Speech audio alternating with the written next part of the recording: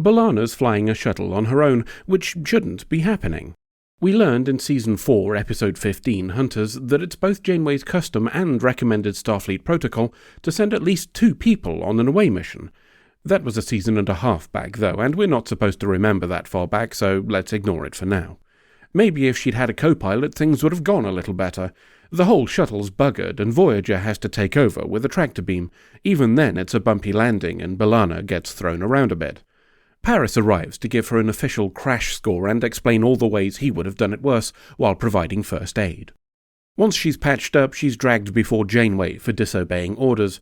She was told to keep clear of the storm which did a number on her shuttle, but ignored it to try and save a probe. It's more a show of concern than a bollocking, and during the process, Janeway refers to her as Lana. B'Elanna's surprised, possibly because it's a name her mother used for her, possibly because pulling a pet name for someone out of your arse after 5 years is a bit fucking weird. If there was any doubt we're having a B'Elanna episode, it gets torpedoed by Chakotay. He comes to B'Elanna's quarters to tell her they found debris lodged in the shuttle she fucked up, and the debris in question is both rather old and rather Klingon. Chakotay leaves the debris with her and departs. He says it's a souvenir, but I think he just couldn't be asked to carry it away. Or maybe it's because he knows the sodding thing is haunted. As B'Elanna refills her drink, the Klingon Empire emblem starts bleeding, and a crowd of voices is heard. Upon closer inspection, the anomalies disappear, so B'Elanna turns to science for an answer. Like any potentially dangerous mystery, we're choosing to investigate it right next to the warp core. Kim thinks the event has more to do with B'Elanna receiving a concussion, but is reluctantly helping out with the scans, in between complaining about how late it is. Neelix arrives to stick his oar in. He's heard about the discovery and wants to hold a party. It's not just a historical find, but also a bit of the Alpha Quadrant, and thus worthy of celebration. Oh, and as the resident Klingon, she'll be expected to give a speech. That's enough to convince B'Elanna to call it a night, much to the delight of Kim, and we agree to deal with all of this shit later. We're in Tuvok's quarters, presumably continuing the meditation that B'Elanna was prescribed back in Juggernaut last season. He says the blood and shouting was in her mind, indicative of her struggle with her own nature. She's dismissive, so Tuvok changes the exercise, grabbing the bat'leth that he has in his bedroom for some reason. She's dismissive of this, too, calling it clumsy, so Tuvok proves her wrong with some swirly-whirly bullshit. The last swing cuts her cheek, and during the shouting match that results, he says she's unworthy of the blood in her veins before throwing her out of his quarters. Calling it now, B'Elanna's still unconscious in the shuttle, and this whole thing is a dream sequence. I suppose we'd best go to that party, since Neelix put in the effort to organise one. He's replicated Gach, Janeway's serving the blood wine, and the Doctor and Seven are singing Klingon drinking songs. Janeway starts to give a speech, and time slows down. As the lighting changes, a Klingon warrior appears by B'Elanna, and another behind Janeway. She's stabbed with a Duktag as the first somehow manages to hit a hologram with his bat'leth. He murderises Neelix afterwards, though, so we'll let it go. Everybody else does a dead too, and the first Klingon warrior brings his blade down on B'Elanna's face as we fade to black. She wakes on a boat, presumably the titular Barge of the Dead. The Klingon she speaks to won't answer her questions, but does provide a complimentary face branding. Or tries to, anyway, as the mark won't take for some reason. She's thrown down next to another passenger who explains that she is indeed on the Barge of the Dead, a boat reserved for taking dishonoured warriors to Klingon hell. Interestingly, he also says the stuff that was happening on Voyager before she woke here was the dream before dying, though doesn't say if that refers to only the bits after the storm in the shuttle. For all we know, everything since Chakotay's ship got hit in the Badlands was bullshit. The chat is interrupted by shouting from elsewhere. They're the Kush Kari, we're told, basically Klingon sirens who try to lure passengers off the barge. B'Elanna hears the voices of Voyager crew, and we watch as another passenger dives from the boat, only to be nommed by CGI beasties in very low lighting, so it's harder to tell that they're shit. Right, that's enough sightseeing. B'Elanna is dragged to the guy who's driving and is told it's not yet her time to die.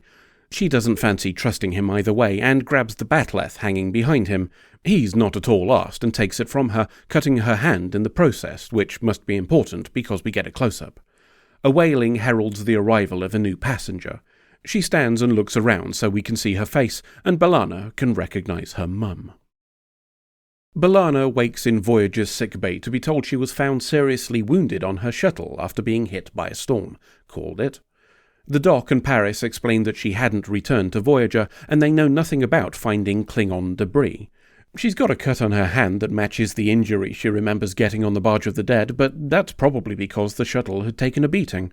At least, that's what she's trying to wrestle with when Chakotay visits her later. B'Elanna's less concerned about the whole being dead for a while part, but rather the fact that, if it was real, then her mum has both carked it and is going to hell. Curiously, despite being the character generally considered as the spiritual one, Chakotay argues that it's symbolic of her subconscious and needs further examination. Indeed, B'Elanna admits that might be the case. Her mum had been in her thoughts recently, as it's been 10 years since they last spoke. It's all entirely plausible, so why is she still unconvinced? So unconvinced, in fact, that she's doing some research and slacking off work in the process, from the looks of things. To be fair, that's probably on Janeway for not giving her a day off after being in a coma. Anywho, she's been looking at some Klingon religious texts and explains the situation to Paris. If what she's reading is right, then if her experience was real, she's responsible for sending her mother to hell by abandoning Klingon traditions. Personally, I think that's a bit harsh, as she's half human. At worst, her mum should only be going to half hell, some sort of timeshare arrangement, perhaps. She's also found a reference to Kales, basically Klingon Jesus, returning from the afterlife with a wound he got there, and he was there to save his brother from the barge. It's all a bit too close to her own situation, and she started to think it might be a chance to change things. All she has to do is die again. If she wants to die on Voyager, she's going to need Janeway's permission. She's not going to actually die, not if things go to plan, but rather have a near-death experience like the one she had on the shuttle. It'll be monitored by the Doctor, who's fine with this and has agreed. Perhaps she threatened to do it without his supervision anyway, so he thought agreeing was the least dangerous choice. Janeway is more difficult to convince, and they have an argument about religious freedom. Janeway makes a particularly bad example about child sacrifices before denying her request. B'Elanna instead compares Janeway to her mother, both of them stubborn and blinkered. Calling her an arsehole garners better results for some bloody reason, and we rejoin her in sickbay, explaining to Paris why she'd rather die than spend time with him. You'd think he'd be used to hearing that from women by now. Janeway arrives to watch, and the Doc puts B'Elanna into a coma, something normally reserved for his slideshow presentations. She dream awakes, clad in traditional Klingon garb, back on the corpse cruise. She isn't greeted this time, which feels somewhat negligent of her hosts, but that's in her favour, as it seems she doesn't want to be noticed. She sneaks inside and finds her mum, who assumes her to be one of the sirens here to lure her into the waters. A bit of convincing leads to a bit of arguing, and all the old feuds start up again. B'Elanna's plan to take her place in damnation is somewhat tarnished by the fact that she doesn't plan to actually die, at least as far as her mother's concerned. That's just cheating. The debate is rendered moot by the arrival of some crew, who drag them to the guy driving the boat. B'Elanna tells him she's willing to take her mother's place, and he agrees to the trade, once they reach the gates of Klingon hell. That's unfortunate, as B'Elanna's going to be revived in an hour, and she tries to force the matter. He's fully aware of the reason why, and tells her as much, saying he won't be deceived. So she offers to die for realsies. She'll take her mum's place and go to hell. No tricks. Her mum's objections are overruled, and the brand from her cheek moves over to B'Elanna before she disappears. They pull up at a gate with flaming torches. Incidentally, whoever animated this didn't stagger the footage of the fire properly, so multiple torches are matched frame for frame. She's urged onto the gangplank, while back in reality, B'Elanna has started doing a dead as the Doc tries to revive her. Back on the corpse cruise, Tuvok turns up to persuade her off the boat, probably because he's not been in the episode much so far.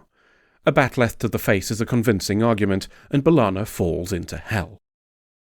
Hell, it turns out, looks a lot like redressed sets of Voyager. That must be handy from a budget point of view, though I imagine all those candles must have caused some concern after the set fire from last season. Hell Neelix and Hell Doc welcome B'Elanna, and we start the tour. First stop is the mess hall, where all the crew list her failures and call her a twat. Then we're back on the boat talking to her mum, who's now wearing a Starfleet uniform, presumably to try and draw a direct comparison between her and Janeway. We could probably have a discussion on how many times Janeway's been written as a maternal figure and how that compares to the treatment of male captains, but I suspect that'd be a whole video on its own. Anywho, her mum switches the whole thing to being about B'Elanna and her quest for acceptance and purpose. Oh, and she's not dead yet, so she should probably work on that, too.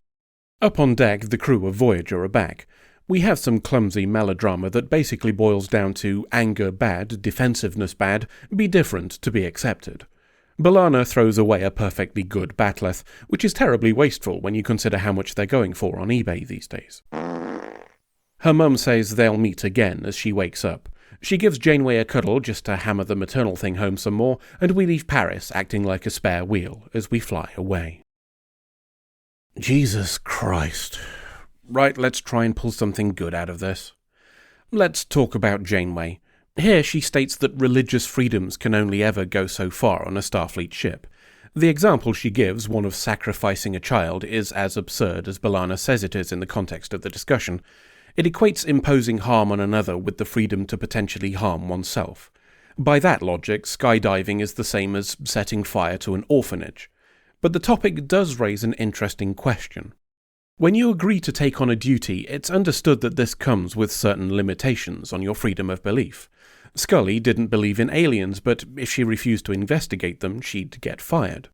That's all well and good when the service was voluntary. If you're told at the Starfleet Academy Open Day that there are caveats, you can make an informed decision while you still have other options. But how does that apply to the Marquis? They didn't volunteer for this, they were press-ganged, do things our way or get thrown overboard. That Janeway was not the cause of this is largely irrelevant, though you could argue her destruction of the array means she is the cause. Regardless, the result is the same. We're back to a topic we've touched on before, that imposing the requirements of Starfleet on crew who are essentially conscripted is ethically dubious at best. If you don't see a problem with that, then consider the reverse. What if Voyager had been the ship to get destroyed in the pilot, and Starfleet crew had been forced to move to Chakotay's ship? Would expecting them to take part in lightning raids and guerrilla tactics have been reasonable? How about selling tech to alien races? And when Seska was unmasked as a cardigan, would it be fine to expect the Starfleet crew to take part in her execution? How much of what Janeway has imposed on the Marquis crew have we let slide because we personally agree with the morals of it? And how does that imposition sit with the core Starfleet principle of non-interference? Hell, there's an admittedly tenuous argument to be made that by denying B'Elanna, she might even be impacting her cultural development. Did Janeway just break the Prime Directive? The astute among you may have noticed that this summary has focused on hypotheticals and theory rather than the story itself. The reason for that is simple. It was fucking shit. Let us be clear, this was not a good episode. The exchange between Janeway and B'Elanna is the best example of questionable dialogue and logic, but it's not the only one. The last line from B'Elanna's mother, that they may see each other when B'Elanna returns home, essentially undermines the entirety of the episode, confirming that the whole thing was just B'Elanna's unconscious. And it was entirely unnecessary, too. She could have simply remained silent and just smiled, leaving the question alive. It's a perfect example of more being less. The general quality of the episode isn't helped by none of the stuff we see about B'Elanna's past being new to us. We knew she was estranged from her mother. We knew her father had left. We knew she struggled to accept the Klingon part of herself, largely due to that departure. In fact, we've known most of it since the first season. We don't expand on those facts in any meaningful way. This episode spends 40 minutes bringing nothing new to the table, and doing it pretty badly to boot. Even the idea of a crew member having a spiritual epiphany isn't new. We did that back in Season 3 with Janeway in Sacred Ground. It's hard to not be disappointed by a stinker so early in the season after the solid showing that we had in Season 5. But if there's one thing we've learned on this journey, it's that Voyager is nothing if not changeable. Let's hope the next story proves this true yet again. End of episode. We could sabotage a shuttle to make him crash. Are you serious? Do you have any idea how many shuttle crashes that man has survived? Rig his console on the bridge to explode. They do that on their own, and they only kill people without names, unless there's some time fuckery going on anyway. Well, what else is there? He likes pizza. How about changing the recipe to poison him? The demons in the replicators won't go for that. They have an arrangement with Janeway. They get all the corpses, but they are not allowed to deliberately make new ones. There's gotta be something. The holodeck. Woof.